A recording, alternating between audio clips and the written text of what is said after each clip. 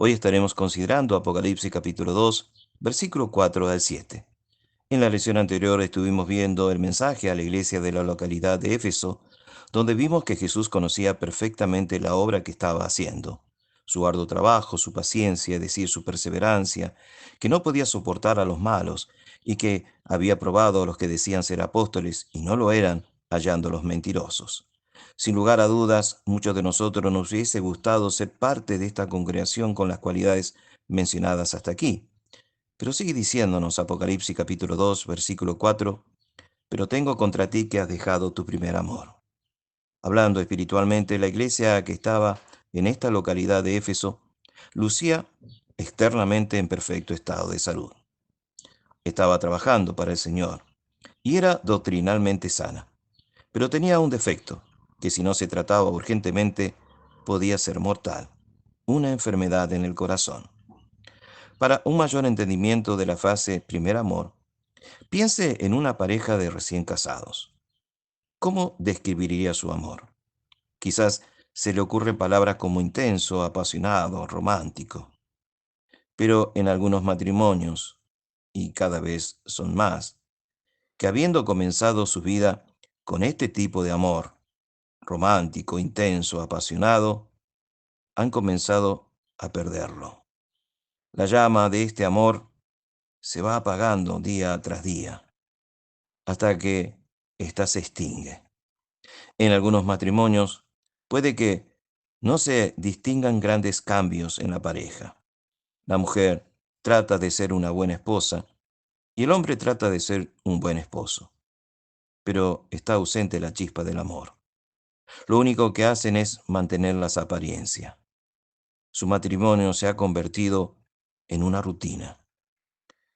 En nuestra vida espiritual nos puede pasar lo mismo.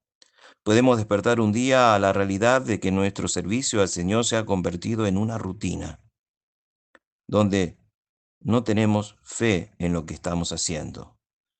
Obedecemos más por un sentido del deber que por un amor verdadero que tendríamos que tener.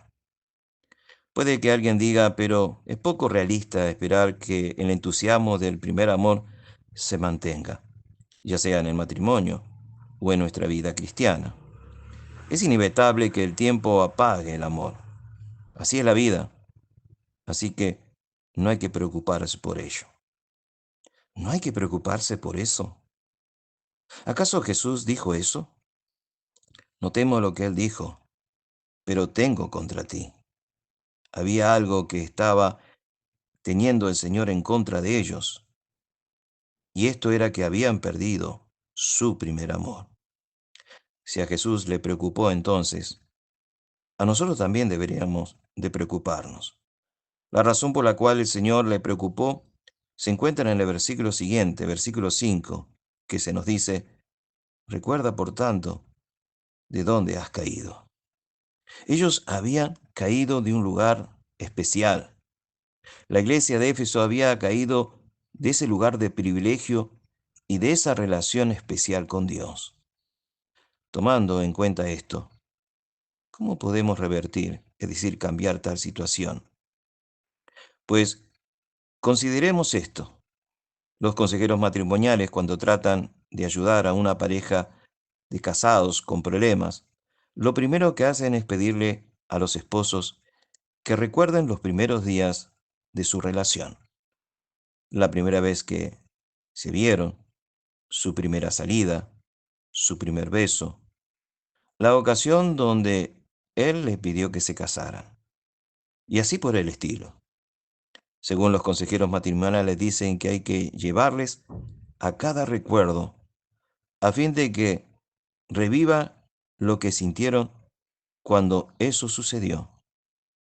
Si la relación de ellos ha de ser restaurada, deberán primero recordar lo que vivieron el uno por el otro, porque quisieron casarse, cuán enamorados estuvieron el uno del otro, para darse cuenta de lo que han perdido, y cuán esencial es que restauren su amor original. Igual sucede en lo espiritual. Cuando alguien deja su primer amor, Necesita recordar sus primeros días como cristiano. Necesita recordar las emociones y el entusiasmo que tenía al principio de su vida cristiana. Además, necesitan recordar lo que el Señor hizo por él o por ella cuando lo salvó de la condenación de sus propios pecados. Cuando reflexionamos sobre lo que hemos perdido, necesitamos reconocer nuestra necesidad de tomar la decisión de cambiar. Cuando eso se logra, habrá un verdadero arrepentimiento. La palabra arrepentirse viene del vocablo griego metanoeo, que quiere decir cambiar de mente. Al cambiar nuestra mente, vamos a cambiar nuestra forma de obrar. Se nos dice en Romanos capítulo 12, versículo 2, no os conforméis a este siglo, sino transformaos por medio de la renovación de vuestro entendimiento, para que comprobéis cuál sea la buena voluntad de Dios, agradable y perfecta. Uno tiene que cambiar su mente, su forma de ver las cosas, para luego cambiar su forma de actuar. En cuanto a la situación de los matrimonios en conflicto, los consejeros dicen, la condición de su matrimonio no es tan importante como lo que piensan hacer con él. Si verdaderamente desean reavivar la chispa del amor, esto llegará a suceder.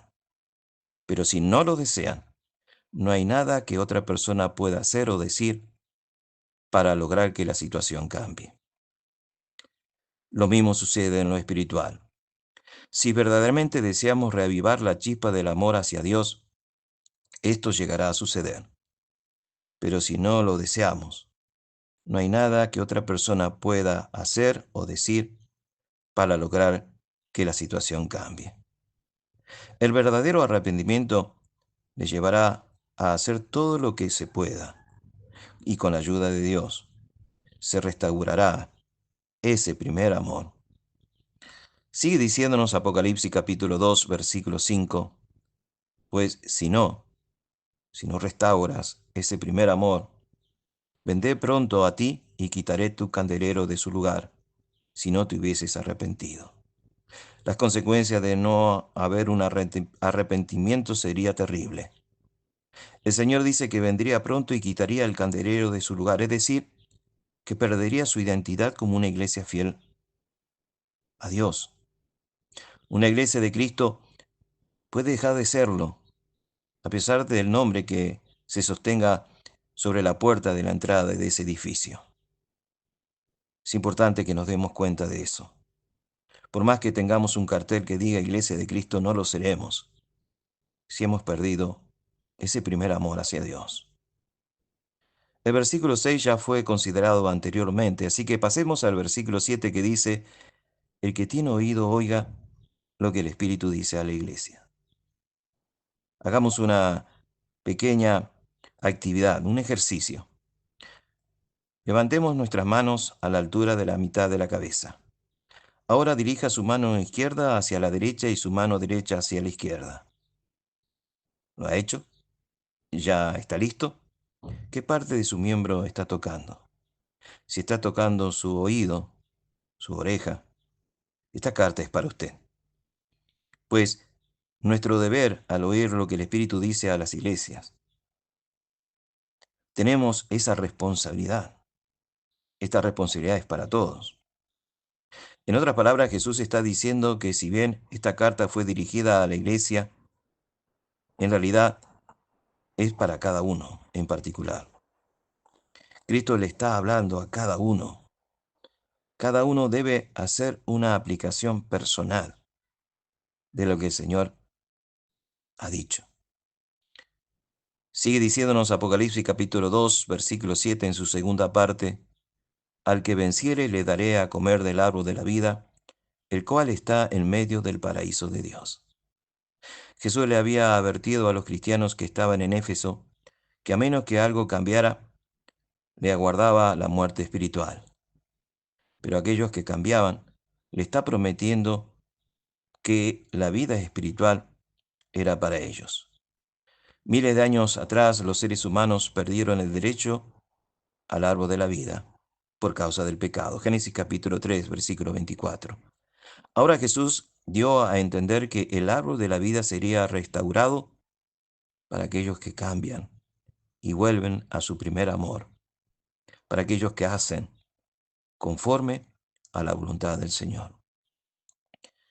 El último capítulo de Apocalipsis se presenta una imagen del árbol de la vida en la que éste aparece floreciendo en el paraíso de Dios, es decir, en los cielos, y en la que los salvos comen de su fruta sustentadora de la vida.